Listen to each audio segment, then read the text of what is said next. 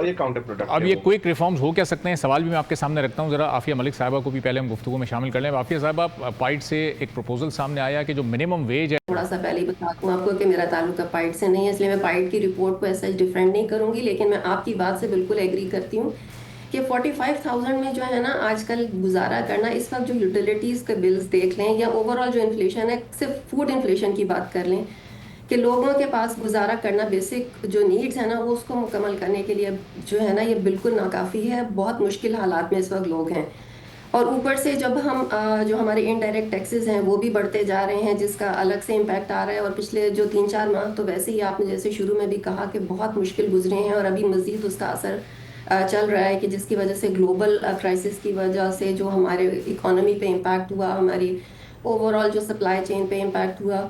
तो ये 45,000 जो है ना ये बहुत ही, एक तो जो है कि बहुत मिनिमम है इसका जो है डायरेक्टली जो है, और सिर्फ लो इनकम नहीं, इस वक्त तो जो बहुत ज़्यादा मुतासिर हो रहा है ना वो तो हमारा जो लोअर मिडिल इनकम और मिडिल इनकम तक जो है ना बात चली गई है कि वहाँ तक अब जो है उनका गुजारा करना इस वक्त मुश्किल हो गया हुआ है। और वो उन पे अलग से और अब टैक्स का बर्डन भी है, इनडायरेक्ट और डायरेक्ट टैक्सेस दोनों, और सैलरीज में से अलग जो सैलरी, आपको पता है कि सैलरी क्लास जो है सबसे ज़्यादा इस वक्त टैक्स देती है। तो ये सारे चीज़ों में 45,000 जो है ये एक बहुत ही मिनिमम होगा। सही। तो अमाई साहब, ये जो रिफॉर्म्स की आप बात कर रहे थे, 2-3 क्विक रिफॉर्म्स ऐसे क्या हो सकते हैं जो कि जिनके फौरी तौर पर असरात भी सामने आए, उससे टैक्स नेट भी ब्रॉडन हो, जो लोग अभी तक टैक्स नेट में शामिल नहीं हैं वो भी ज़रा आसानी के साथ आ जाएँ। पिछले 2-3 सालों में बड़ी कोशिशें की गई रिटेल सेक्टर को टैक्स नेट में लाने की, कहीं कोई कोशिश कामयाब नहीं हुई है। सब्सक्राइब करें और बेल दबाएं ताकि कोई खबर रह न जाए।